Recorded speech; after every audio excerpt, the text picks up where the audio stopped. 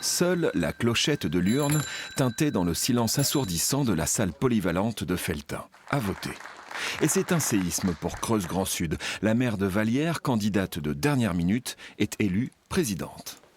Il y avait une volonté aussi de passer à autre chose, d'en finir avec des querelles stériles et qui polluaient aussi le fonctionnement de notre communauté de communes. J'espère qu'on va pouvoir tourner la page et que ce sera une nouvelle façon de travailler sur le territoire de Creuse Grand Sud. Le temps des querelles et des règlements de compte doit être derrière nous. La déclaration d'apaisement en préambule n'a pas suffi. 24 voix pour Valérie Bertin, 20 pour Jean-Luc Léger. Après l'échec pour prendre la mairie d'Aubusson, deuxième revers pour le désormais ex-président de Creuse Grand Sud. Il est évident que si j'étais devenu maire d'Aubusson, la chose aurait été plus facile pour la présidence de la communauté de communes.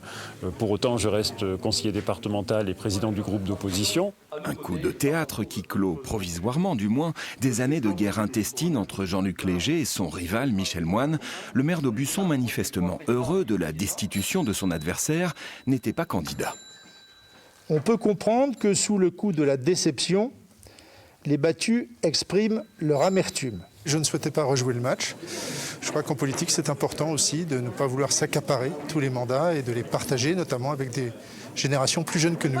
Valérie Bertin a 6 ans pour coordonner les 26 communes de ce territoire. 6 ans et une marge de manœuvre financière étroite.